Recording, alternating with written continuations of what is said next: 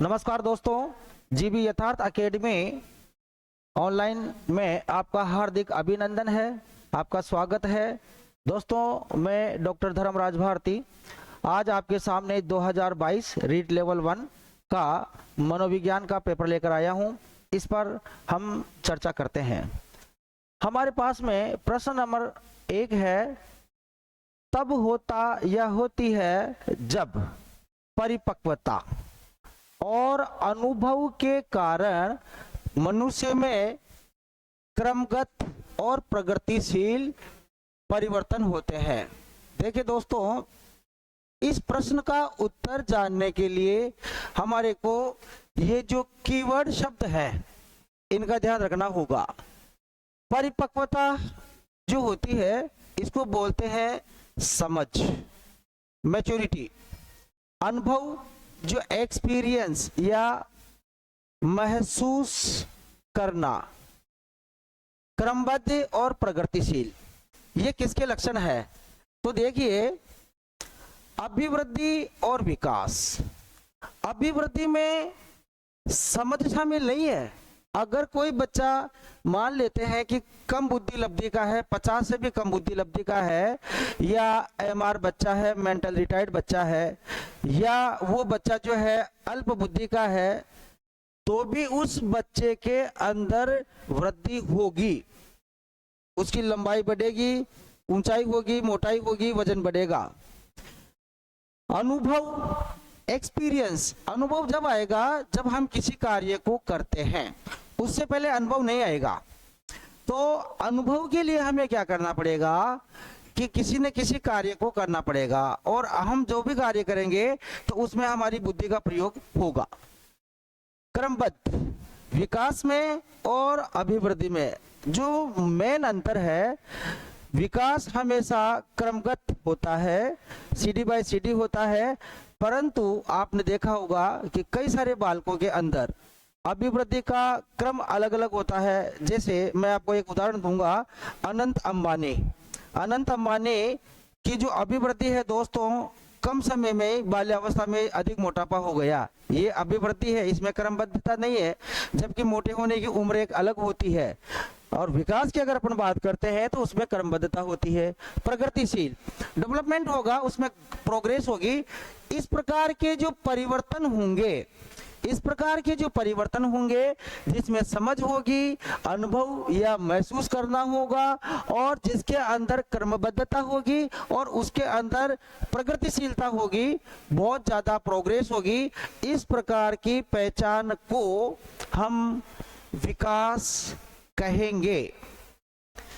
दोस्तों, एग्जामिनर ने आपको देखिए थोड़ा सा कंफ्यूज करने के लिए बहुत ही मिलते जुलते से शब्द दिए हैं। शारीरिक बदलाव, तो शारीरिक बदलाव का मतलब भी वृद्धि होती है। और उसके बाद में है मानसिक परिवर्तन। तो मानसिक परिवर्तन का मतलब भी क्या होता है? मानसिक परिवर्तन का मतलब भी विकास ही होता है, क्योंकि मेंटल डेवलपमेंट या मेंटल जितने भी परिवर्तन होंगे उसका मतलब डेवलपमेंट ही होगा। तो ये रहा हमारा पहला क्वेश्चन कि इसके अंदर जो है विकास होगा। हमेशा परीक्षा में प्रश्न को अच्छे से समझने के लिए आपको क्या करना होगा कि उसके ऑप्शन समझने होंगे, उसका मतलब समझने होगा। मैंने आपको बता दिया, maturity, experience, seriality and development, ये सारे के सारे जो फैक्टर हैं दोस्तों, ये विकास में काम आएंगे। तो आप जब रीट का एग्जाम दें तब परीक्षा हॉल के अंदर उन प्रश्नों का चित्र अपने मानस पटल पे अच्छे से तैयार करें, तभी जाकर के ये प्रश्न आप हल करेंगे और बहुत अच्छे से समझे, और मेंटली रूप से उस क्वेश्चन की भाषा के अंदर इमेजिनेशन करके, विजुअलाइजेशन करके और मेंटली सफर करें। अगर आप ऐसी पिक्चराइजेशन कर लेते हो और वहां पे खड़े उतरते हो और खुद को उसके अंदर इन्वॉल्व करके उस प्रश्न को समझते हो, तो मैं मानता हूँ साइकोलॉजी सब्जेक्ट बहुत ही सरल सब्जेक्ट है दोस्तों। आगे के प्रश्न के ऊपर बात करते हैं।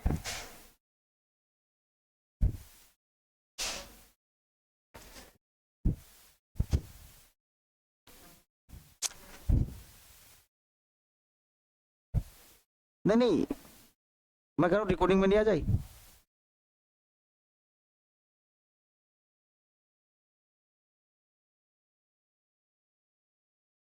ले लूं? ले लूं? मैं कह रहा था, मैंने कहा रिकॉर्डिंग में नहीं आ जाए इसलिए।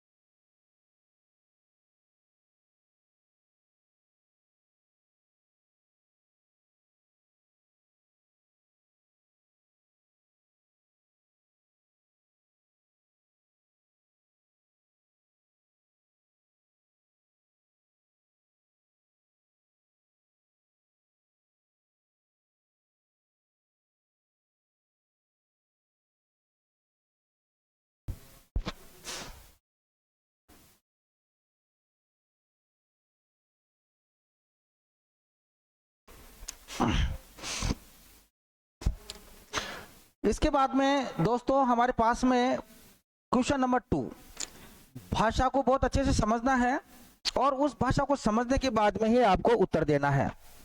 प्रश्न 2 है, निम्नलिखित में से कौन सी बचपन की विशेषता नहीं है? मेन बात है बचपन। वैसे तो इस प्रश्न को आरपीएससी ने क्या बोनस अंक में रखा है दोस्तों, लेकिन यदि आप उसका गहनता से अध्ययन करेंगे तो हमारे मनोवैज्ञानिकों ने मनोविज्ञान की 3 अवस्थाएं बताई है। एक है हमारी शैशवावस्था, यह है 0 से 5/6 वर्ष, और एक है हमारी बाल्यावस्था, ये 6 से लेकर के 12 वर्ष, और एक है हमारी किशोर अवस्था।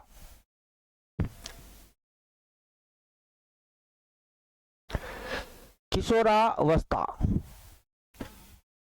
अब इसमें समझने वाली बात जो है वो ये है 18 वर्ष।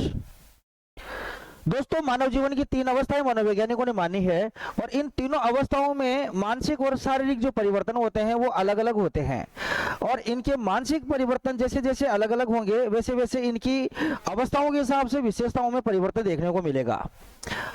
ये कह रहा है कि जो शैशव अवस्था है, जो छोटा बच्चा होता है 0 से 5 वर्ष का, उसकी रुचि, उसकी मानसिक क्रियाकलाप, उसका शारीरिक परिवर्तन अलग टाइप का होगा, और जो ही वो बालक बाल्यावस्था में जाएगा वहां पर सभी प्रकार की एक्टिविटी अलग अलग टाइप की होगी, और किशोर अवस्था में अलग अलग प्रकार के होंगे।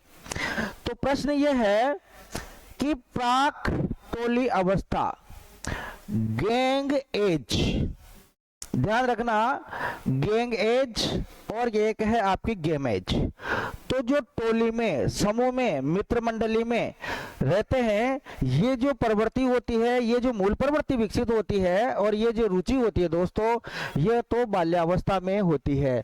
और हमें प्रश्न क्या पूछ रहा है? ये नहीं है। देखिए कई बार एग्जाम में क्या होता है कि विद्यार्थी जल्दबाजी में एग्जाम हॉल में प्रेशर में रहते हैं, और उस समय क्या है, सत्य असत्य, हाँ नहीं, इन पे ध्यान नहीं देते, और प्रश्न में एक दो प्रश्न तो उनके गलत हो ही जाते हैं। तो मैं आपसे ये कहना चाहूंगा कि एग्जाम हॉल में प्रश्न का उत्तर ढूंढते समय कम से कम पूरे प्रश्न की इमेज या पूरे प्रश्न का अर्थ अच्छे से समझे। हमारे को प्रश्न में पूछा गया है नहीं है, तो प्राक टोली अवस्था तो है। उसके बाद में सवाल करने की आयु। दोस्तों सवाल करने की आयु का मतलब होता है क्यूरियोसिटी, इसका मतलब है जिज्ञासा। देखना, जब बालक स्कूल में जाता है पढ़ने के लिए तो अपने अध्यापकों से, अपने गुरुजनों से विभिन्न प्रकार के प्रश्न उत्तर करता है, तो जिज्ञासा है। और अगर अपन बात करें तो आप देखिए बच्चे का मन इतना चंचल हो जाता है कि नई नई चीजें, तो ये तो है। उसके बाद में है खिलौना। बालक वास्तव में बाकायदा जो है बाल्यावस्था के अंदर, बचपन के अंदर, चाइल्डहुड लाइफ के अंदर खिलौनों से खेलता ही है। कोई भी खिलौना दे दो उसको आप, तो वो खेलेगा निश्चित रूप से। अब बात आती है अनुकरणीय आयु की। तो ये क्या है, कुछ मनोवैज्ञानिकों का ऐसा मानना है कि बालक शैशव अवस्था में सर्वाधिक तीव्र गति से अनुकरण करता है। आप कभी देखना, नोट करना, मैं आपको साइकोलॉजी बिल्कुल प्रैक्टिकल समझाने की कोशिश कर रहा हूँ व्यवहारिक रूप से, कि जो 3 साल का 4 साल का बालक होगा या 2.5 साल का बालक होगा, आप उसकी तरफ जीभ निकालेंगे वो भी जीभ निकालेगा, आप उसको कहोगे हाँ बू वो भी हाँ बू बोलेगा, आप उसको आंख चढ़ा करके डराने की कोशिश करोगे वो भी डराएगा, आप उसको आप बोलोगे वो भी आप बोलेगा। ये सारी की सारी विशेषताएं क्या है, ये है कॉपी करना, अनुकरण करना। तो इन तीनों ऑप्शनों में इस प्रश्न का जो उत्तर है वो ये सबसे ज्यादा नजदीक का माना जाता है। तो ये इसका आंसर होगा दोस्तों।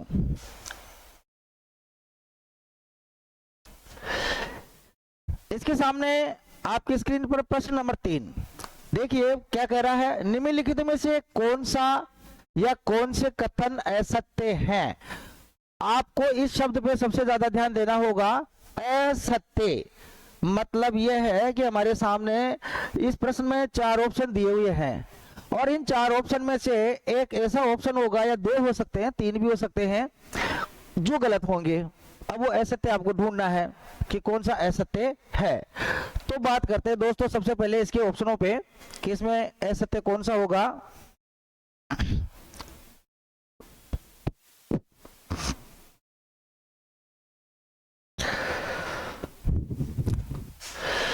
यह समझना जरूरी नहीं है कि प्रत्येक बच्चा अद्वितीय होता है। अंडरलाइन करिए आप अद्वितीय, क्योंकि मनोविज्ञान में सबसे महत्वपूर्ण बात यह है आपको कीवर्ड पकड़ना है। क्योंकि वो शब्द अगर आपका उसका मतलब और उसका सेंस क्लियर हो गया तो निश्चित रूप से आप उस प्रश्न का जवाब दे सकते हो। तो यह है कि यह समझना जरूरी नहीं, अब ये नहीं शब्द ही हमें समस्या दे रहा है। यहां पर यह समझना जरूरी नहीं है कि प्रत्येक बच्चा अद्वितीय। आपको मैं बता दूं दोस्तों, प्रत्येक बालक जन्मजात यूनिक होता है। मोटे रूप से मैं आपको बताऊं, फिल्मों में काम करने वाला शाहरुख खान, सलमान खान, अमिताभ बच्चन, सारे हीरो काम करते हैं, सभी एक्टिंग करते हैं, सभी अभिनय करते हैं, परंतु कहीं ना कहीं उनमें एक यूनिकनेस तो है। कोई रोमांस बहुत अच्छा करता है, कोई डांस बहुत अच्छा करता है, तो कोई किसी की आवाज में बेस बहुत अच्छा है, किसी की एक्टिंग अच्छी है, तो कोई क्या है कि फाइटिंग अच्छी करता है। इसी को क्या बोलते हैं, मैं मनोवैज्ञानिक तरीके से आपको बता रहा हूं, इसी को बोलते हैं अद्वितीयता, यूनिकनेस। तो ये बात कह रहा है कि समझना जरूरी नहीं, समझना जरूरी है कि इस दुनिया में जो भी बच्चा पृथ्वी ग्रह पे जन्म लेता है वो कोई न कोई प्रकार की अद्वितीय शक्ति लेकर आता है, कोई टैलेंट लेकर आता है, कहीं ना कहीं उसकी कोई एक अलग यूनिकनेस होती है। तो दोस्तों ये नहीं शब्द आते आपको तुरंत आंसर पकड़ लेना होगा कि ये इसका आंसर होगा। आगे की बात करें, बच्चा एक एकीकृत पूर्ण रूप से विकसित होता है। अब देखिए ये शब्द आपको इस प्रश्न का मतलब समझा देगा, एकीकृत, इंटीग्रेटेड। दोस्तों जब बालक का डेवलपमेंट होता है ना, तो केवल पैर ही लंबे नहीं होते, हाथ ही नहीं बढ़ता, उस बच्चे का पैर से लेकर सिर तक जो विकास होगा, डेवलपमेंट होगा, जो ग्रोथ होगी, वो सारी एक साथ होगी। आप मुझे बताओ कि जैसे बच्चे का जन्म होता है उस समय बच्चे का वजन कम रहता है, उस बच्चे की लंबाई चौड़ाई कम रहती है, लेकिन जो ही बच्चा बड़ा होता जाता है तो जो उसका वजन बढ़ेगा, लंबाई भी बढ़ेगी हाथ पैरों की, और उसकी फिजिकल जो बॉडी है उसके स्ट्रक्चर में भी अंतर आएगा। अच्छा यही नहीं है, उस बच्चे के मानसिक योग्यताओं में अंतर आएगा। पहले बच्चा समझता कुछ नहीं था, अब बच्चा धीरे धीरे भाव मंगेमाई करेगा, उसमें इमोशंस, संवेग वगैरह आ जाएंगे, थोड़ा थोड़ा सा मूल प्रवृत्ति का व्यवहार प्रदर्शित करेगा। तो कुल मिलाकर के बात यह है कि बच्चे का एकीकृत विकास तो होता ही है। विकास के एक पहलू में किसी समस्या की दूसरों को प्रभावित करने की संभावना होती है। देखो दोस्तों इन्होंने बहुत अच्छी बात बोली है कि विकास के एक पहलू में किसी समस्या की दूसरे दूसरों को प्रभावित करने की संभावना होती है। विकास क्या है कि अगर आपको कोई एक समस्या है तो उस समस्या का समाधान हो गया, इसका मतलब समस्या दूर हो गई। अब समस्या मैं समझाता हूं कि जैसे बालक जो है 2 साल का, 3 साल का, 2.5 साल का बालक क्या है कि घुटनों के बल चलता है, रेंग रेंग करके चलता है।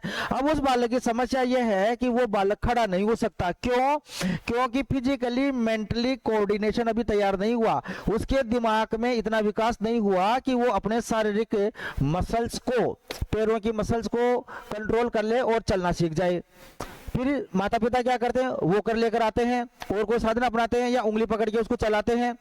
तो दोस्तों ये कहना चाहता है कि एक समस्या दूर हो गई, दूसरों को प्रभावित करने की संभावना होती है। कुल मिलाकर के एक समस्या का समाधान हुआ, फिर दूसरी समस्या की संभावना, फिर दूसरी की समस्या का समाधान हुआ। इसका मतलब जब डेवलपमेंट होगा तभी ये सब चीजें होगी। तो ये बात तो सही है, ये भी सही है। इसके बाद में है विकास एक अनुक्रमिक प्रक्रिया है। अनुक्रमिक का मतलब है क्रम से होता है, पहले ये विकास हो गया, अब इसके बाद में इसके पीछे ये होगा, फिर उसके पीछे। देखिए मैं आपको बता दूं कि ये जो शब्द है, अगर आपने ये शब्द अच्छे से समझ लिया, अनु, अनु का मतलब होता है पीछे, और क्रम सीरियलिटी। दोस्तों इस क्रम के पीछे वो क्रम आएगा, उस क्रम के पीछे वो क्रम आएगा। इस दुनिया में ऐसा कोई भी व्यक्ति नहीं है जो जन्म लेने के तुरंत बाद में दौड़ना सीख जाए। अगर दुनिया का सबसे बड़ा जो धावक है उसेन बोल्ट, वो भी पहले रेंग कर चला होगा, फिर धीरे धीरे वॉकर पे चला होगा, फिर धीरे धीरे बैलेंस बनाया होगा, जो पूरी दुनिया के आम बच्चे करते हैं। उसके बाद में वो स्किल उसमें आई होगी। तो विकास एक अनुक्रमिक प्रक्रिया है, ये भी सही है।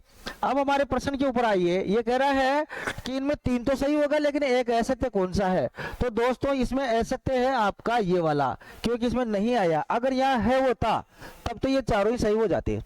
तो मैं आपको फिर समझाना चाहता हूं कि जब भी आप परीक्षा हॉल में जाएं, एग्जाम हॉल में जाएं, एग्जाम देने के लिए जाएं, तो आपको सबसे ज्यादा ध्यान किस चीज का रखना है कि प्रश्न कहना क्या चाहता है, प्रश्न का मतलब क्या है, प्रश्न का भाव क्या है, और उसकी पिक्चर, उसकी इमेज, उसका तस्वीर तैयार करके और उस जगह अपने आप को खड़ा करके और फिर महसूस करो और फिर उसका जवाब ढूंढने की कोशिश करो। साइकोलॉजी बहुत सब्जेक्ट सरल है, और मेन बात क्या है कि ये अप्लाइड साइकोलॉजी है, अप्लाइड सब्जेक्ट है, मतलब व्यवहार में आपको खुद को महसूस करना पड़ेगा जब भी जवाब आएगा। तो इसका आंसर होगा दोस्तों ये वाला, डी सही है इसमें। इसके बाद में है हमारा प्रश्न नंबर 4, आपकी स्क्रीन के ऊपर है दोस्तों। प्रकृति एवं पोषण, प्रकृति एवं पोषण विवाद निम्नलिखित में से किससे संबंधित है? देखिए दोस्तों, प्रकृति तो नेचर हो गई हमारी, पोषण क्या है? हमारा एनवायरमेंट है, एनवायरमेंट है। अब एनवायरमेंट वातावरण ये बाहर का है, नेचर हमारी जन्म जाति है। तो कहना यह चाहता है कि किससे संबंधित है? तो वातावरण तो बिल्कुल सही है, क्योंकि पोषण का संबंध वातावरण से हो गया। परंतु जीव विज्ञान ये तो एक सब्जेक्ट है, इसलिए ये तो संबंधित हुआ ही नहीं। व्यवहार एवं वातावरण ये तो दोनों ही एक ही चीज है। किसी आदमी का व्यवहार देखो या उसका एनवायरमेंट देखो या एटमॉस्फेयर देखो। अब मैं आपको एक चीज बता दूं, वातावरण कई प्रकार के होते हैं। परिवार का वातावरण, सामाजिक वातावरण, आर्थिक वातावरण, विद्यालय वातावरण, है ना। और उसी में एक चीज है मानसिक वातावरण। मेरे प्यारे दोस्तों, मानसिक वातावरण सबसे ज्यादा प्रभावित करता है मनुष्य के विकास को। अगर मान लो कि उसको कितना ही अच्छा आप खाना पीना सुविधा दे दो, लेकिन उसका अगर मानसिक वातावरण डिस्टर्ब है तो वो बालक फिर अच्छे से पढ़ाई नहीं कर सकता। तो ये कहना चाहता है कि व्यवहार और वातावरण एवं पालन पोषण। तो दोस्तों ये कह रहा है कि किससे संबंधित है प्रकृति और पोषण?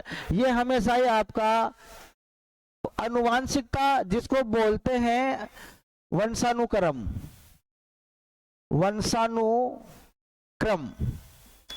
मल्टीप्लाई वातावरण या पर्यावरण। इसका मतलब ये हुआ, ये तो हो गई हमारी heredity, multiplication, environment equal to development. दोस्तों ये क्रम हमेशा चलता है। कि जन्म से ही जो बच्चा योग्यता, जो गुण, जो क्षमता लेकर पैदा होता है, उसका वातावरण के साथ में कॉम्बिनेशन होता है और उसी के दोनों के गुणनफल से ही उस बच्चे का व्यक्तित्व तैयार होता है या उस बालक का विकास होता है। तो इसमें आंसर कौन सा सही होगा? आनुवांशिकता एवं वातावरण। इसके बाद में प्रश्न है दोस्तों, प्रतिभाशाली बालक की बुद्धि लब्धि होती है। देखो ये प्रश्न तो बहुत ही सीधा आ गया और सबसे मजे की बात मैं आपको बताऊं कि ये जो प्रश्न है ये पूरा का पूरा टर्मन की बुद्धि लब्धि की सारणी में से ले लिया और इसमें कुछ भी नहीं है, केवल फैक्ट ही आ गया दोस्तों। क्योंकि जो प्रतिभाशाली बालक है उस बालक की बुद्धि लब्धि क्या होगी? 140। इसको बोलते हैं गिफ्टेड चाइल्ड, गॉड गिफ्ट बालक। क्योंकि 140 या 140 के प्लस या उससे ज्यादा जिसकी बुद्धि लब्धि होती है वो बालक क्या कहलाता है? प्रतिभाशाली बालक कहलाता है। आप देखना मनोविज्ञान में 1916 के अंदर सबसे पहले टर्मन ने ये बुद्धि लब्धि की जो सारणी है प्रस्तुत करी। हालांकि बहुत सारे मनोवैज्ञानिकों ने अलग अलग बुद्धि लब्धि की सारणी प्रस्तुत करी है, लेकिन सर्वमान्य मत से टर्मन की जो बुद्धि लब्धि सारणी है वो ही सबसे ज्यादा मान्य है। तो अगर टर्मन के हिसाब से अपन बात करें तो टर्मन ने 1916 के अंदर ये मानसिक आयु बटा वास्तविक आयु गुणा 100 ये फॉर्मूला दिया था और उसी फॉर्मूले के आधार पे उन्होंने कहा कि 140 से ऊपर की बुद्धि लब्धि वाले जो बालक होते हैं ये प्रतिभाशाली बालक होते हैं। तो ये होगा इसका आंसर बी। इसके बाद में है क्वेश्चन नंबर 6। दोस्तों देखिए प्रश्न की भाषा को समझते हैं। स्कूलों को व्यक्तिगत विभिन्नता या भिन्नताओं का ध्यान रखना चाहिए, क्योंकि अब यहाँ पर दो चीज है, एक तो है व्यक्तिगत और दूसरी चीज है भिन्नताओं का। अगर इन दोनों शब्दों का मतलब आपको समझ में आ गया तो निश्चित रूप से आप इस प्रश्न का जवाब ढूंढ सकते हो। जब बालक स्कूलों में जाते हैं तो सबसे पहले बात करें इंडिविजुअल डिफरेंसेस की। दोस्तों प्रत्येक बालक व्यक्तिगत रूप से, संवेगात्मक रूप से, मानसिक रूप से, शारीरिक रूप से, भाषात्मक रूप से, हर प्रकार से डिफरेंट होता है, अलग अलग होता है, भिन्न भिन्न होता है। सभी बालक की रुचि एक जैसी नहीं होती। अगर मान लो बच्चों में विभिन्नता होती नहीं तो फिर 10th क्लास में एक ही साथ जो पढ़ने वाले बच्चे हैं फिर तो सभी के गणित में 100 में से 100 नंबर आ जाते। या उसी स्कूल में से जो एक बच्चा मेरिट में आ रहा है तो एक 3rd डिवीजन पास क्यों हो रहा है, एक 2nd डिवीजन पास क्यों हो रहा है, फिर तो सारे बच्चे मेरिट में आ जाते। परंतु ये प्रश्न पूछने का ये मतलब है कि प्रत्येक बालक जन्मजात ही विभिन्नता लेकर पैदा होता है। यहां तक कि मैं बताऊं कि जुड़वा बहन भाइयों में भी भिन्नता पाई जाएगी। इसको बोलते हैं इंडिविजुअल डिफरेंसेस का नियम। तो ये कह रहा है कि इन व्यक्तिगत विभिन्नताओं का ध्यान रखना चाहिए। इनका ध्यान रखे अध्यापक कक्ष के अंदर और तभी अपना शिक्षण कार्य करवाए। तो इनका अगर जो शिक्षक ध्यान नहीं रखेगा तो वो अच्छे से अच्छा परिणाम विद्यालय में बालकों को नहीं दे सकता। क्यों? क्योंकि उनको इस बात का पता ही नहीं है कि प्रत्येक बालक व्यक्तिगत रूप से भिन्न भिन्न होता है। सभी बालकों की बुद्धि लब्धि बराबर नहीं होती, सभी बालकों का अधिगम करने की रुचि बराबर नहीं होती, सभी बालकों का पारिवारिक, सामाजिक, आर्थिक सभी प्रकार का वातावरण एक जैसा नहीं होता। तो दोस्तों यहाँ पर मुख्य बात यह है कि अध्यापक को क्या ध्यान रखना चाहिए कक्षा में पढ़ाते समय। ऑप्शन नंबर ए, प्रत्येक छात्र को विशिष्ट महसूस करवाने हेतु नहीं। अगर मान लो जो बालक 10 में से 10 नंबर ला रहा है या 100 में से 100 नंबर ला रहा है उसी को वेरी गुड, एक्सीलेंट ऐसे बोलोगे तो दूसरे बच्चे क्या करेंगे कि हीन भावना के शिकार हो जाएंगे। ये ऑप्शन गलत है दोस्तों। दूसरा, समझने के लिए कि छात्र सीखने में समर्थ या असमर्थ क्यों हो रहे हैं। देखिए ये बात भी गलत होगी, क्योंकि समझने के लिए कि छात्र सीखने में समर्थ या असमर्थ क्यों हो रहे हैं। दोस्तों सारे बालक दुनिया के क्या है, सीखने में समर्थ होते हैं, परंतु अंतर कहाँ आ जाता है, टीचिंग मेथड का। अधिगम करवाने का तरीका कैसा है, क्योंकि प्रत्येक बालक का जो टीचिंग मेथड है उसको उस टीचिंग मेथड के अनुसार डलने का अपनी रुचि अपनी पसंद होती है। तो अब आपने देखी होगी तारे जमीन पर एक फिल्म आई थी, तो उसमें कई सारे टीचर फेल हो जाते हैं उस बच्चे को पढ़ाने में, लेकिन आमिर खान जब ड्राइंग टीचर बन के आता है तो उस बच्चे को अच्छे से समझा देता है। ये प्रश्न भी यही कह रहा है कि प्रत्येक बालक जो है अलग अलग बुद्धि लब्धि का होता है, उसको अलग अलग प्रकार की टीचिंग मेथड से पढ़ाना चाहिए और उसका ध्यान रखना चाहिए। तो ये छात्रों एवं छात्राओं की क्षमताओं और प्रदर्शन को नहीं जानने के लिए, दोस्तों नहीं जानने की तो कोई बात ही नहीं है, अध्यापक तो जानने की कोशिश करता है, इसलिए ये भी नहीं है। तो फिर मेन बात क्या है, छात्रों के बीच अंतर को कम करने हेतु, ये सबसे महत्वपूर्ण बात है। देखिए छात्र जो होते हैं, बालक जो कक्षा में होते हैं, उनके अंदर जो अंतर आ रहा है, मान लेते हैं थोड़ी देर के लिए एक बालक के गणित में 10 में से 10 मार्क्स आ रहे हैं और एक बालक के 10 में से 2, 10 में से 5 ये नंबर आ रहे हैं। तो छात्रों के बीच में अंतर हो गया। तो अब गणित के अध्यापक को क्या ध्यान रखना चाहिए कि उस बालक की व्यक्तिगत भिन्नता क्या है, व्यक्तिगत प्रॉब्लम क्या है, पर्सनल समस्या क्या है उसकी। फिर अध्यापक ने पता लगाया कि उस बच्चे की कैलकुलेशन कमजोर है, एक बच्चे का पता लगाया कि उस बच्चे को मैथमेटिकल लैंग्वेज समझ में नहीं आती, वो जो प्रश्न संख्याओं में होता है उसको तो कर लेता है, लेकिन जो प्रश्न गणित की भाषा में बंधे हुए होते हैं उनको नहीं कर पाता। तो फिर क्या है, अध्यापक को अपना शिक्षण मेथड या टीचिंग मेथड बदल करके और उनका पता लगाना पड़ेगा। तो इसका आंसर होगा दोस्तों, छात्रों के बीच के अंतर को कम करना। इसके बाद में प्रश्न है आपका, 16 वर्ष आयु का बच्चा बुद्धि लब्धि परीक्षण में 75 अंक प्राप्त करता है, उसकी मानसिक आयु खालिस्तान वर्ष होगी। तो दोस्तों सबसे पहले तो मैं आपको एक बात बता दूं कि मानसिक आयु निकालने का सूत्र क्या है। देखो यह है हमारा मनोवैज्ञानिक टर्मन।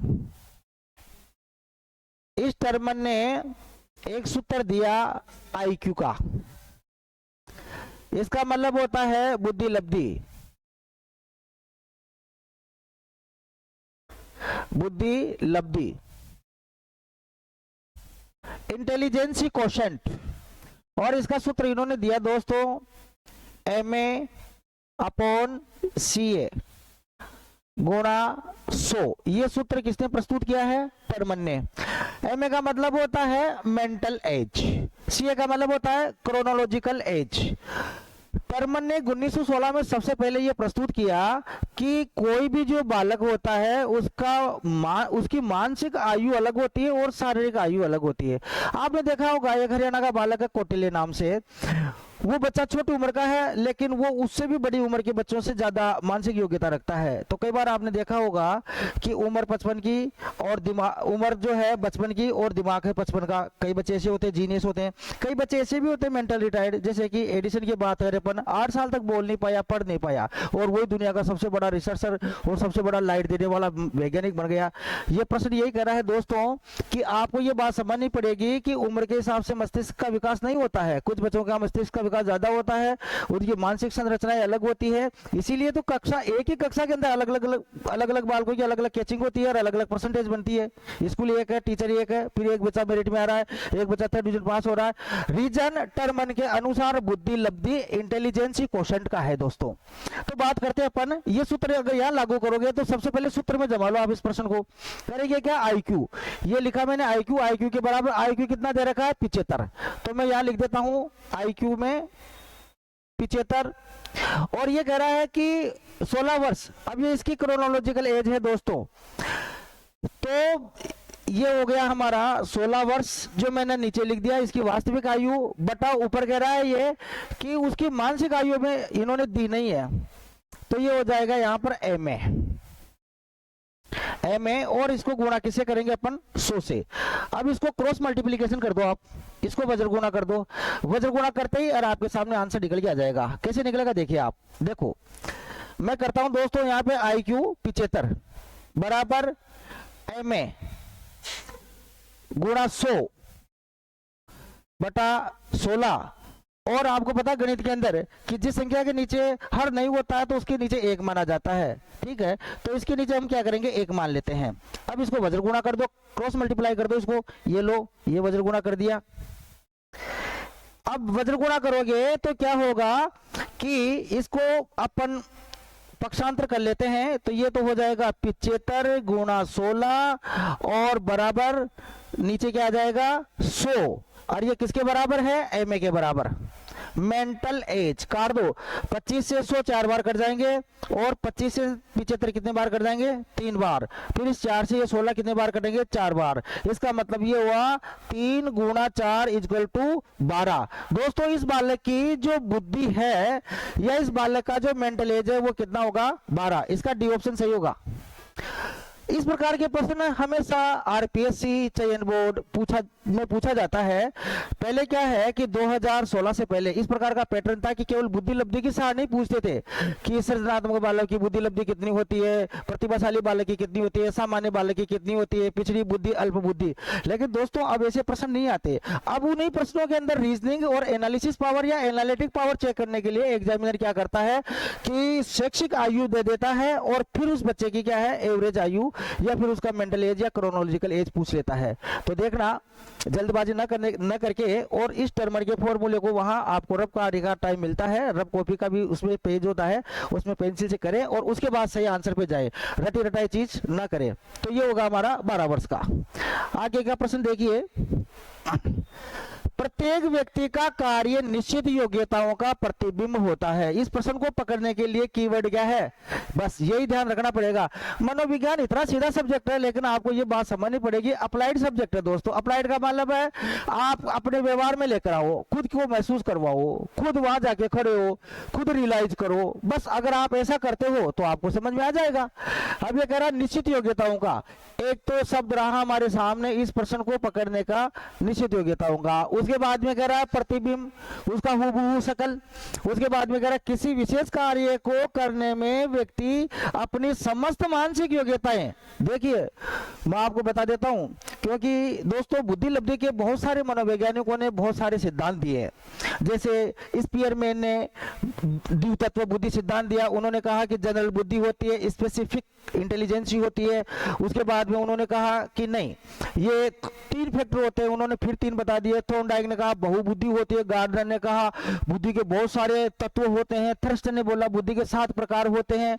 और मेन मजे की बात यह है कि ये जो जे थॉमसन है दोस्तों, इस जे थॉमसन ने ही ये बुद्धि का सिद्धांत दिया था। अब आप समझिए, इसमें निश्चित योग्यताओं का प्रतिबिंब होता है, किसी विशेष कार्य को व्यक्ति अपनी समस्त मानसिक योग्यताओं में से कुछ, एक शब्द ये रहा आपके सामने कुछ, बस ये समझ लेना है कि विभिन्न योग्यताएं उनमें से कुछ को प्रतिदर्श, और ये न्यायदर्श और प्रतिदर्श का ही बुद्धि सिद्धांत है के रूप में चुनाव कर लेता है। यह सिद्धांत किसने दिया दोस्तों, थॉर्नडाइक ने तो दिया था बहु बुद्धि का सिद्धांत।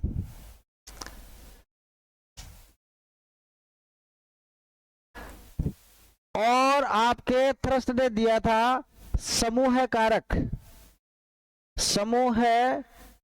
कारक बुद्धि सिद्धांत। थर्स्टन महोदय ने बुद्धि के कितने प्रकार बताए थे, 7, जिसमें संख्यात्मक बुद्धि, वाक योग्यता और गणितीय योग्यता, ये सारी की सारी 7 प्रकार की बुद्धि। गिलफर्ड ने त्रिआयामी बुद्धि सिद्धांत प्रस्तुत किया और बुद्धि का मॉडल भी प्रस्तुत किया दोस्तों।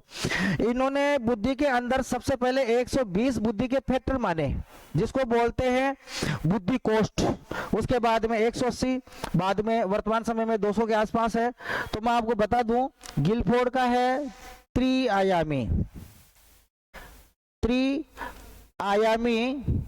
बुद्धि सिद्धांत,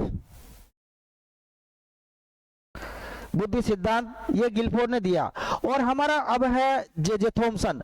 दोस्तों थॉमसन ने जो बुद्धि सिद्धांत प्रस्तुत किया है उसका नाम है न्यायदर्श, या इसी को दूसरे नाम से जानते हैं प्रतिदर्श। और मैं आपको एक चीज और बता दूं, इसको समझने के लिए नमूना, सैंपल इंटेलिजेंसी थ्योरी, आपको सारी चीज नहीं देखनी, उसका सैंपल देखना है, तो इसको बोलते हैं नमूना, नमूना या सैंपल। अब आप इसमें डायग्राम में समझना दोस्तों, जैसे ये है हमारी केमिस्ट्री, ये केमिस्ट्री है, ठीक है, और ये दूसरा सब्जेक्ट है फिजिक्स, ये लो मैंने यहाँ पे फिजिक्स लिख दिया, फिजिक्स, और ये सब्जेक्ट है आपका गणित, ये मैंने लिख दिया गणित। ये डायग्राम अगर आपके समझ में आ गया तो ये थॉमसन का सिद्धांत भी समझ में आ जाएगा। अब आप देखना कि देखो ये जो बालक है इसके अंदर तीनों प्रकार के गुण हैं। इस बालक को थोड़ी सी तो केमिस्ट्री आती है और इस बालक को थोड़ी सी फिजिक्स भी आती है और इसी बालक को थोड़ी सी गणित भी आती है। अब आप देखना इस बालक को इतनी सारी गणित आती है लेकिन इतनी सी क्या है, केमिस्ट्री और फिजिक्स की समझ भी है, और इसको ज्यादा केमिस्ट्री आती है लेकिन ये भी है। तो जो तीनों का नमूना है, तीनों का जो सैंपल है, उसी को ही बोलते हैं प्रतिदर्श और न्यायादर्श बुद्धि का सिद्धांत, जो जे थॉमसन ने प्रस्तुत किया था। मैं इसको सरल भाषा में और समझा देता हूं आपको। आप देखिए जब रीट का एग्जाम देंगे 2025 का पेपर, उसके अंदर आपके क्या 2 लैंग्वेज है और एक आपका पेडागोजी या चाइल्ड डेवलपमेंट या मनोविज्ञान साइकोलॉजी ये है, और एक आपका जीके का पेपर है, सेकंड लेवल वालों के सब्जेक्ट का पेपर होगा। और मेंस की बात करें तो उनके भी सब्जेक्ट सब दिए हुए हैं, सारा सिलेबस दिया हुआ है। अब जो बालक 3rd ग्रेड का अध्यापक बनेगा या 2nd ग्रेड का जो भी बनेगा, तो सिलेबस में से पूरे प्रश्न नहीं पूछेगा एग्जामिनर, उसमें से सैंपल पूछेगा। जो जे थॉमसन यही तो कहना चाह रहा है कि हमने पूरे सिलेबस में से आपको 150 प्रश्न पूछ लिए, अगर इन सैंपल को आप पास कर जाते हो इसका मतलब आप शिक्षक बनने की योग्यता रखते हो। इस प्रकार की थोड़ी सी योग्यताओं का जो समूह होता है उसी को क्या बोलते हैं, प्रतिदर्श या न्यायदर्श बुद्धि सिद्धांत। आगे की बात करते हैं। प्रश्न नंबर 9, निम्न में से कौन सी व्यक्तिगत मापन की प्रक्षेपी विधि है? दोस्तों projection teaching method and personality method, और एक होती है सब प्रोजेक्शन। अब आपको पहले तो ये बात समझनी पड़ेगी इस शब्द का मतलब क्या होता है, प्रक्षेपण या प्रक्षेपी और अप्रक्षेपण। सिगमंड फ्राइड ने सबसे पहले प्रस्तुत किया कि ह्यूमन बॉडी में, मानव के शरीर में जो मस्तिष्क है, आपको ये बात ये समझनी पड़ेगी, दिमाग अलग चीज है दोस्तों, मन अलग चीज है। और हम क्या करते हैं, इंग्लिश का जो शब्द होता है माइंड, उस माइंड को ब्रेन समझ लेते हैं, गलत बात। ब्रेन हमारा फिजिकल ऑर्गन है जिसका एक्सरा हो सकता है, जिसकी पिक्चर आ सकती है, परंतु माइंड इसका एक्सरा नहीं होता है, इसकी सीसीटीवी वगैरह में भी कोई इमेज नहीं आती है। तो फिर क्या है, हमारा जो फंक्शन होता है, हमारा जो फिजिकल बॉडी का जो मेन्यू है, कैसे काम करता है, कैसे वर्किंग करता है, वो हमारा माइंड करता है, हमारा मन करता है। और उन्होंने पहली बार अपने मन को 3 भागों में विभाजित किया, कॉन्शियस माइंड, सबकॉन्शियस माइंड और अनकॉन्शियस माइंड, चेतन मन, अर्धचेतन मन और अचेतन मन। ये जो प्रश्न कह रहा है ना दोस्तों, ये अचेतन मन की बात कर रहा है। प्रक्षेपी का मतलब होता है ऐसा तरीका, ऐसी टेक्निक, ऐसा मेथड जो बच्चे के अंदर जिस प्रकार के संवेग, जिस प्रकार का तर्क, जिस प्रकार का सोचना विचारना, जिस प्रकार की क्या है कि भावना, जिस प्रकार का दृष्टिकोण, अभिरुचि, अभिक्षमता, और जिस प्रकार की क्या है बच्चे की पसंद, बच्चे का मोटिवेशन और उस बालक की संवेदनाएं, सेंसेस क्या है दोस्तों, इन सभी चीजों का जो भंडार होता है वो हमारे कॉन्शियस माइंड में नहीं होता, अनकॉन्शियस माइंड में होता है। और प्रकृति ने हमारे साथ में ये सबसे बड़ी खिलवाड़ करी है कि हमारा सबकॉन्शियस माइंड हमारे कंट्रोल से बाहर है। आप तो पढ़ना चाहते हो, टाइम टेबल चिपका दिया, 10 घंटे पढ़ लेंगे, लेकिन 2 घंटे में ही आपका मन आपको कुर्सी से उठा देता है और फिर आप क्या है सो जाते हो या और कर लेते हो। ऐसी कौन सी पावर काम करी जो आपको पढ़ने से मना कर रही है, 2 घंटे बाद में आप पढ़ नहीं पा रहे हो? बस यही तो है सबकॉन्शियस माइंड। तो ये मनोवैज्ञानिक ये कह रहा है सिगमंड फ्राइड कि जो अचेतन मन होता है उसी में हमारी सारी की सारी कार्य प्रणाली सेट होती है दोस्तों। और ये जो व्यक्ति, ये जो पर्सनालिटी की जो प्रोजेक्शन मेथड है ना, ये पता लगाती है। देखो आपने देखा होगा CAT, SAT, sentence complete test, एक है CAT है ना, एक है IBT इंक बैलेट टेस्ट। हरमन रोसा ने सबसे पहले शाही धब्बा परीक्षण दिया, और ये पर्सनालिटी या व्यक्तित्व की परीक्षण की सारी विधियां है दोस्तों, जो ये प्रक्षेपी विधियां है। इनका मतलब यह है कि आप इस प्रकार से पता लगाओ या व्यक्तित्व का ऐसा परीक्षण करो कि उस बालक के अंदर उस कार्य के प्रति या फिर उसकी पसंद, उसकी रुचि, उसकी अभिरुचि, उसकी अभिक्षमता, उसका क्या नाम से नजरिया, और उस बालक का क्या है व्यवहार कैसा है। दोस्तों डायरेक्ट हम व्यवहार को नहीं जान सकते, लेकिन व्यवहार को जानने के लिए व्यक्तित्व परीक्षण तो करना ही पड़ेगा। तो यहां पर निर्धारण मापनी नहीं होगी, अवलोकन नहीं होगा, साक्षात्कार नहीं होगा। अब नहीं होगा जो तो मैं बता देता हूं। जैसे मान लो आपने बोला कि साहब ये जो बालक है ये कक्षा के अंदर सबसे पढ़ने में होशियार है, लेकिन मान लो भविष्य में उसके साथ कोई घटना हो गई और वो बालक इतना बढ़िया प्रेजेंटेशन नहीं दे सकता और उससे आगे भी तो कोई निकल सकता है। एक बात तो ये। दूसरी बात अवलोकन, ऑब्जर्वेशन। दोस्तों कई बार ये भी देखा गया है कि हम व्यक्तित्व का ऑब्जर्वेशन करते हैं, अवलोकन करते हैं, तो उस समय तो वो रहता ही है अलग प्रकार का, लेकिन बाद में उसका व्यवहार बदल जाता है। तो ये भी नहीं होगा, क्योंकि ये तो दिखने वाली चीज है। ये कह रहा जो दिखती नहीं है, साक्षात्कार। ये भी इंटरव्यू लेते हैं तो आमने सामने जब बैठते हैं तो कोशिश करते हैं कि उसके मन में क्या चल रहा है। तो ये हमारी क्या है, ये वस्तुनिष्ठ विधि हो गई, ऑब्जेक्टिव पर्सनालिटी टेस्ट हो गया। एक होती है हमारी आत्मनिष्ठ, और ये जो है हमारी कौन सी है, प्रक्षेपी। इसमें होगा कथानक सम प्रत्यक्षण परीक्षण, और इसके अंदर ये सब आ जाएगा, IBT, उसके बाद में CAT, उसके बाद में है SCET,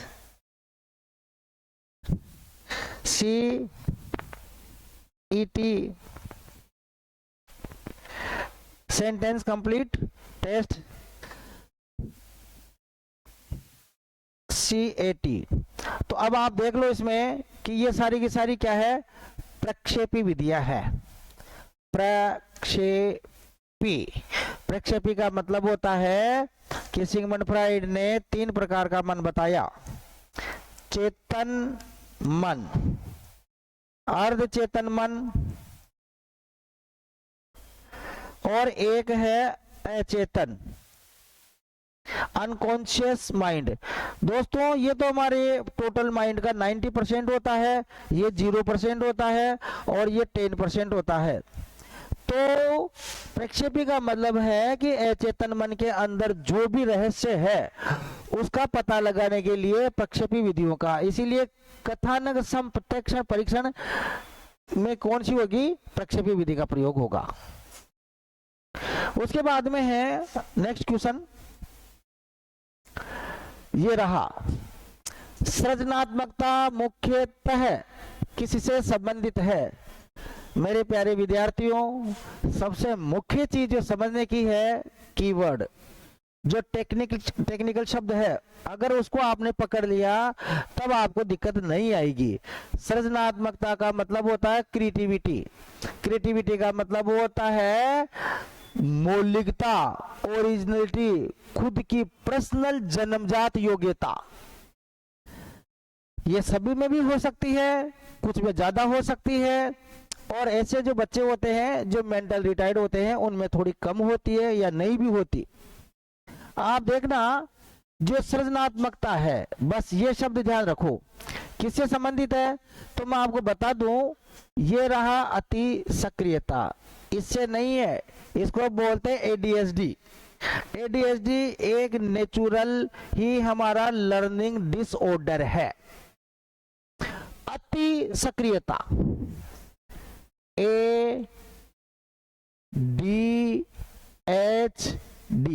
ADHD।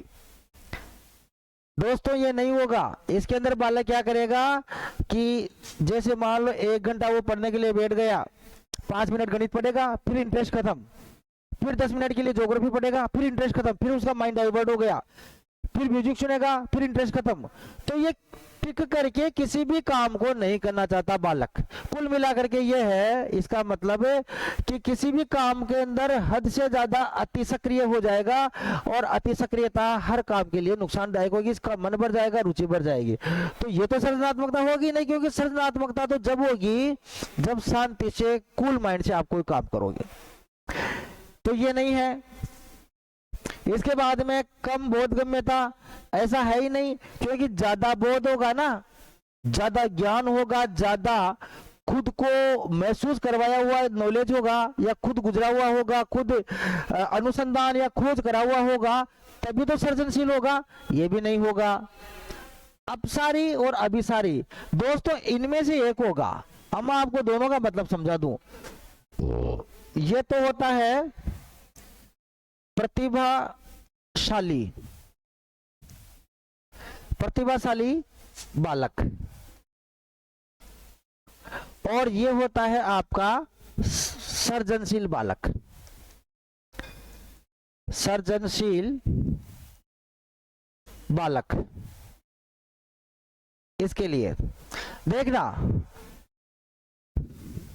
दोनों में अंतर बताता हूं मैं आपको।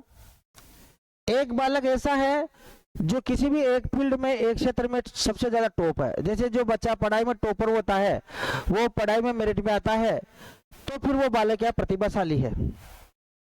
लेकिन जो बालक अलग अलग प्रकार का कार्य या उसी कार्यों को अलग अलग तरीके से करता है, नए नए तरीके अपनाता है, नई नई समस्याओं का समाधान करता है, नई नई खोज करता है, उसको हम क्या बोलते हैं? अपसारी चिंतन। आपको भारत, अगर किसी बालक से आप पूछो कि भारत का प्रधानमंत्री कौन है, उसने कहा नरेंद्र मोदी। ये किस प्रकार का चिंतन हो गया? अभिसारी। अगर आपको नरेंद्र मोदी की जगह 7 दिन के लिए भारत का प्रधानमंत्री बना दिया जाए, तो आप देश की गरीबी कैसे दूर करोगे? अब इस प्रश्न का जवाब अलग अलग विद्यार्थियों का अपने अपने मौलिक रूप से, अपने अपनी क्रिएटिविटी से, अपने अपनी सृजनशीलता से अलग अलग प्रकार का आएगा। तो अब आप देख रहे हैं ना कि किसी सृजनात्मकता किस प्रकार की है। दोस्तों, जैसे राइट बंधुओं ने हवाई जहाज बनाया, तो पहले उन्होंने समस्या देखी समाज की कि हर जगह बस, हर जगह पानी का जहाज नहीं जा सकता और इतना टाइम लगता है, तो कम समय के अंदर ऐसा कौन सा वाहन जा सकता है। तो उन्होंने एक नई चीज बनाई। हम पहले क्या है कि बड़े बड़े बैग लेकर के जाते थे, कहीं शादी ब्याह पार्टी में जाते थे, और उन बैगों में सामान भर जाता था, हमसे उड़ता नहीं था, और उस बैगों को 2-2 आदमी उठाते थे। किसी ने सृजनशीलता का प्रयोग किया और उन्होंने 4 पहिए लगा करके और खींचने वाला बैग बना दिया। स्टिक से पकड़ो और आराम से ले जाओ। ये क्या है? सृजनशीलता। तो इसमें आंसर कौन सा होगा? अपसारी चिंतन। इसके बाद में है, निम्नलिखित में से कौन सी स्थिति समायोजन को बढ़ावा देती है? 2 चीज है दोस्तों, एडजस्टमेंट। एक तो ये रहा आपका समायोजन,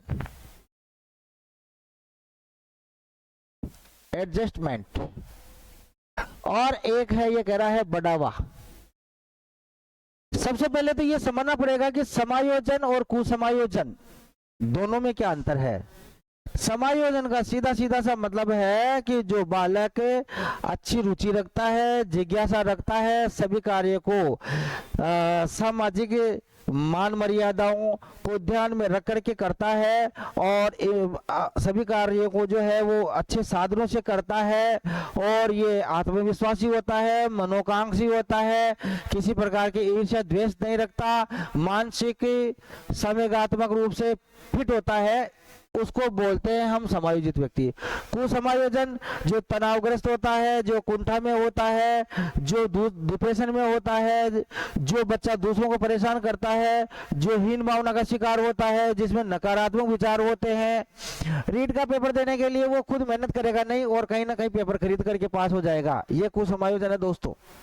तो अब आप देखो, तीव्र चिंता ये तो है ही नहीं, क्योंकि कुसमायोजन हो गया, और ये कह रहा समायोजन को बढ़ावा देता है। दूसरा, अपराध बोध के बारे में जुनून, ऐसा खतरनाक, जैसे Dawood Ibrahim, Osama bin Laden, Lawrence, ये ऐसा जुनून। तो दोस्तों, वो कुसमायोजन का मामला है। आपका ऐसा जुनून किस काम का जो दूसरों को नुकसान दे? गलत। अभी इजराइल की बात करें तो इजराइल में जुनून है गजब का, कि साहब हम जो है ना हमास को मार दिया, हिजबुल्लाह को मार देंगे, हुती को मार देंगे, ईरान को मार देंगे, तो ये कुसमायोजन वाली बात हो गई। बीमारी का डर, जब डर शब्द जहां आ जाए ना वो कुसमायोजन ही होता है। विक्षिप्त भय, ये कहता है कि जो भय है ना वो है ही नहीं, विक्षिप्त है, बिखर गया, टूट गया। और चिंता से मुक्ति, हमको कोई चिंता नहीं है, हमें कोई किसी प्रकार की टेंशन नहीं है, तो चिंता मुक्त होना, डर में भय मुक्त होना, ये क्या होता है हमारा समायोजन। तो इसका आंसर कौन सा हो जाएगा, ये वाला। इसके बाद में है प्रतिभाशाली बालक के लक्षण क्या है। अभिव्यक्ति में नव्यता, वार्तालाप प्रियता, जिज्ञासा और अति सक्रियता। तो देखो दोस्तों मैं बता दूं आपको, जो गिफ्टेड बालक होगा, जो प्रतिभाशाली बालक होगा, उस बालक के अंदर अभिव्यक्ति नव्यता होगी। कुल मिलाकर के उसका परफॉर्मेंस नए डिजाइन में नई तरीके से होगा, नव्यता होगी, इनोवेशन होगा। ये तो रही बात, प्रतिभाशाली बालक में ये योग्यता तो होती है। वार्तालाप प्रियता, ये कोई जरूरी नहीं है कि ज्यादा ज्यादा डींगे हाँकना, ज्यादा बकवास करना उस बालक को पसंद हो, नहीं, ऐसी रुचि उसकी नहीं होती है, ये नहीं होगा। इसके बाद में है जिज्ञासा, क्यूरियोसिटी। दोस्तों ये तो होता ही होता है, तो ये भी होगा, जिज्ञासा भी। और अति सक्रियता ये नहीं होगी। तो आप इसमें देख लो कि 1 और 2, इसका बी सही है दोस्तों। तो ध्यान रखना, प्रतिभाशाली बालक में अब जिज्ञासा ज्यादा होगी और अभिव्यक्ति की नव्यता ज्यादा होगी, ये प्रतिभाशाली बालक होगा, इसका आंसर है बी। इसके बाद में है बुद्धिलब्धि के लिए निम्नलिखित फॉर्मूला किसने दिया। बुद्धिलब्धि मानसिक आयु, कालानुक्रमिक आयु गुणा 100। दोस्तों ये तो हो गई हमारी मेंटल एज MA, और ये हो गई हमारी क्रोनोलॉजिकल एज, और ये गुणा 100। अब आपको यहां पर एक बात समझनी है, इसी को ही हम क्या बोलते हैं, शारीरिक आयु। इसी को क्या बोलते हैं, वास्तविक आयु,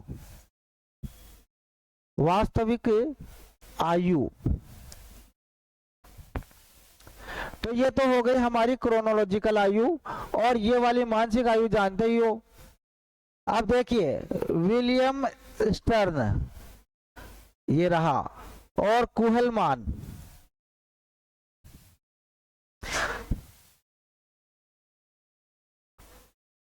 विलियम स्टर्न ने 1912 ईस्वी के अंदर बुद्धिलब्धि का जो सूत्र दिया दोस्तों, उस बुद्धिलब्धि के सूत्र में यही था, इतना सही, IQ equal to MA upon CA।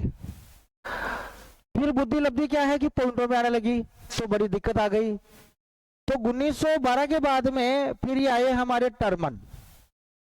इन्होंने 1916 ईस्वी के अंदर सबसे पहले ये फॉर्मूला दिया, और इन्होंने प्रतिशत या परसेंटेज में निकाला MA/CA मल्टीप्लाई 100।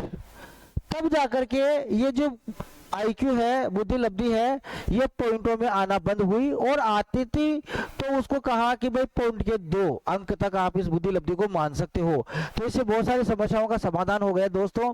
इसीलिए टर्मन की बुद्धिलब्धि सारणी और टर्मन का बुद्धिलब्धि का जो फॉर्मूला है, सूत्र है, वो सबसे ज्यादा सर्वमान्य है।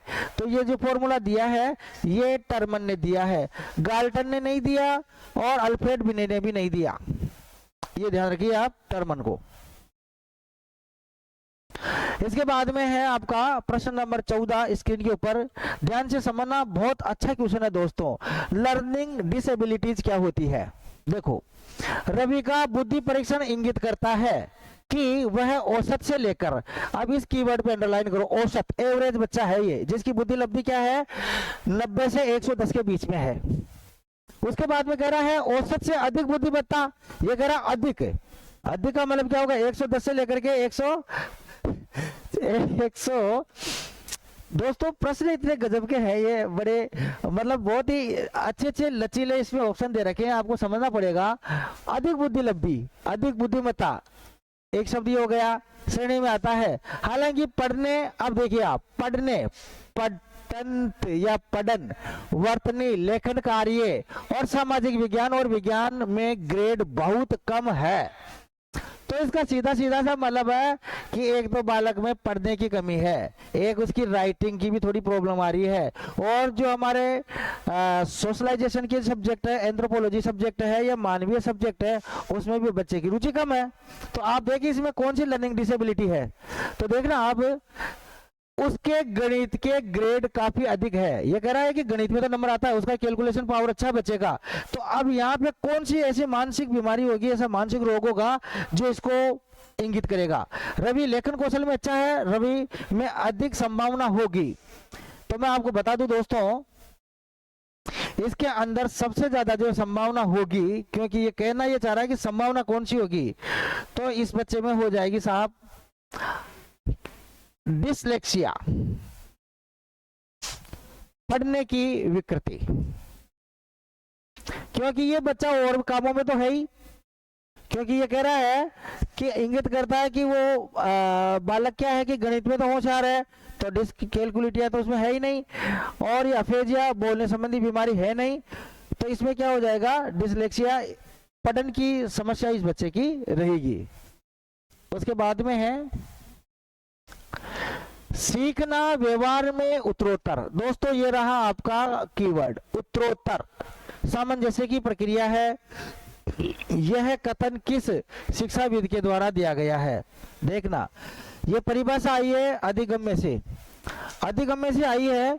और यहां मेन बात क्या है कि उत्तरोत्तर, आप अगर सीखते जाओगे तो आपके व्यवहार में एक तो क्या है कि उस बात से बात उत्तरोत्तर परिवर्तन आएगा, और एक सामंजस्य, और उसके अंदर क्या है कि समायोजन या कम्युनिकेशन, या उसमें क्या है कि कोऑर्डिनेशन और कंप्रोमाइजेशन जो है ज्यादा बढ़ता जाएगा। तो ये परिभाषा किसकी है, स्किनर की है।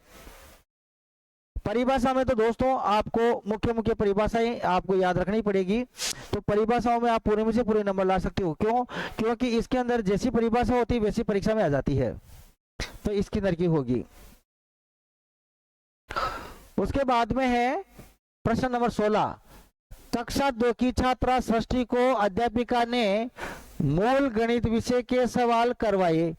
अगले दिन उसने बाजार में सामान खरीदने के उपरांत, बस इस प्रश्न को यहीं से समझ सकते हो आप, सामान खरीदने के उपरांत दुकानदार की द्वारा की गई योग की गलती, ये लो, ये आ गया क्वेश्चन पकड़ में, गलती को चिन्हित करके सही करवाया। अधिगम का कौन सा प्रकार है, दोस्तों अधिगम में 3 प्रकार के स्थानांतरण होते हैं मूल रूप से।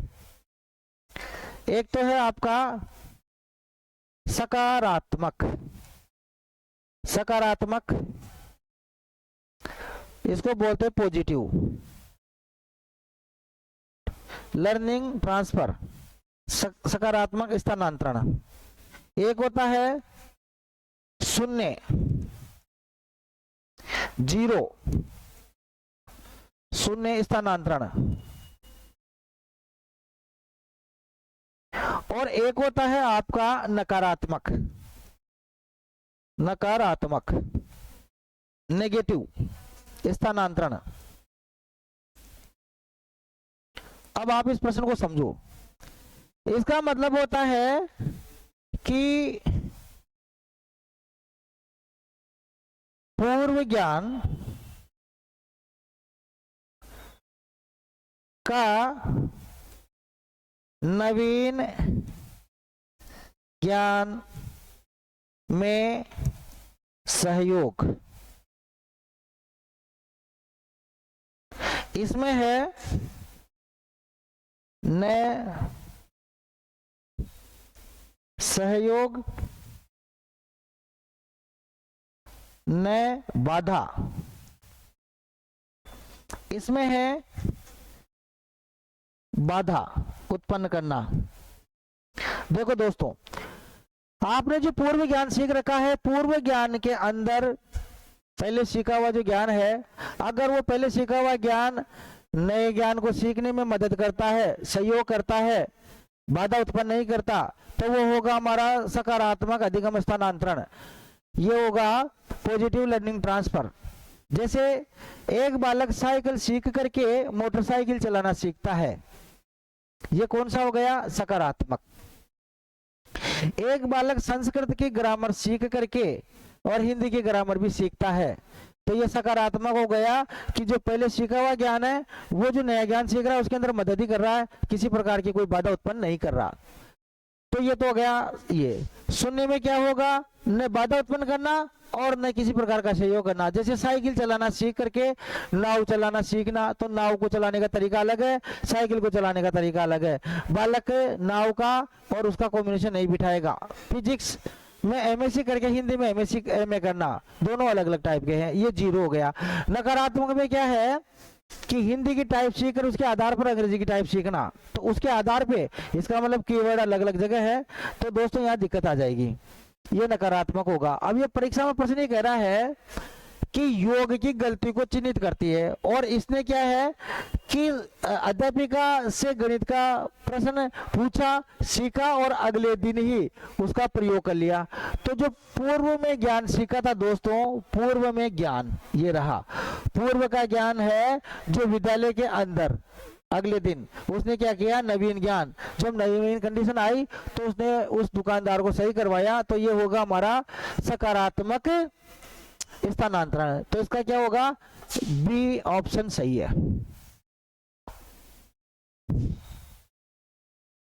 इसके बाद में है प्रश्न नंबर 17। एक व्यक्ति में एक समय पर दो विपरीत इच्छाओं का होना कहलाता है। बहुत सीधी सी बात है दोस्तों, मैं बता दूं कि ये मानसिक रोग बहुत प्रश्न पूछे जाते हैं परीक्षाओं में, लेकिन इनका मतलब समझना पड़ेगा आपको। ये है हमारा द्वंद्व, इसको बोलते हैं संघर्ष। संघर्ष यह है कुंठा, इसको बोलते हैं फ्रस्ट्रेशन। कई बार क्या होता है कि बालक फ्रस्ट्रेट हो जाता है पढ़ते पढ़ते, और इसको भगनाशा भी बोलते हैं। भगनाशा चिंता, और एक है आपका स्ट्रेस, दबाव। दोस्तों मैं आपको बता दूं, मान लो कि एक बालक है, उसका एक बालक है, उस बालक का केंद्रीय विद्यालय KVS 3rd grade, grade teacher में सिलेक्शन हो गया केंद्रीय विद्यालय में, और उसी बालक का एनवीएस नवोदय विद्यालय में 3rd ग्रेड में सिलेक्शन हो गया, और दोनों की ज्वाइनिंग एक ही दिन है। अब कुछ समय के लिए उसके मस्तिष्क में, उसके मन में, उसके माइंड में जब दोनों के ज्वाइनिंग लेटर टेबल पे रखेगा, तो कभी तो सोचेगा मैं केंद्रीय विद्यालय की नौकरी ज्वाइन कर लूं, क्योंकि ये रेजिडेंशियल स्कूल है, रहना वहना सब कुछ यहाँ फ्री मिलेगा। फिर दूसरा विचार आता है कि नहीं, नवोदय विद्यालय के अंदर इससे ज्यादा सैलरी है, और ये भी रेजिडेंशियल स्कूल है, साथ में इसमें खाना पीना, हॉस्टल व्यवस्था सब कुछ गवर्नमेंट का है। तो दोस्तों कुछ समय के लिए जब एक जैसी परिस्थितियां होती है, तो हमारे मन में भयंकर डिस्कशन चलता है, हमारे विचारों में टकराहट होती है, उधेड़ बुन चलती रहती है, डिसीजन नहीं ले पाते और हम कंफ्यूज रहते हैं। ऐसी स्थिति को बोलते हैं द्वंद्व। तो ये होगा आपका कॉम्प्लीट द्वंद्व।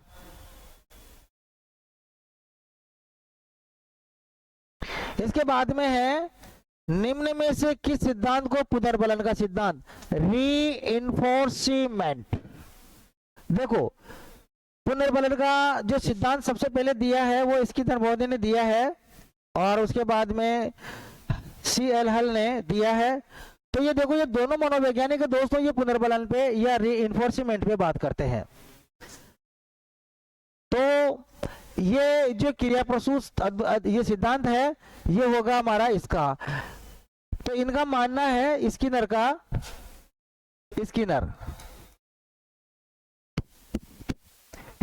मानना है कि पुनर्बलन देने के बाद में किसी भी प्राणी की हर प्रकार की शारीरिक मानसिक सभी गतिविधियां क्या है कि बढ़ जाती है, उनमें बढ़ावा होता है। इसलिए रीइंफोर्समेंट का सिद्धांत किसने दिया था? स्किनर ने। और इसमें आएगा दोस्तों क्रिया प्रसूत अनुबंधन का अधिगम सिद्धांत। तो मेरे प्यारे दोस्तों, एक बार फिर से आपको नमस्कार। यथार्थ एकेडमी ऑनलाइन क्लासेज में आपका स्वागत है और अगली क्लास होगी हमारी नेक्स्ट टाइम। धन्यवाद।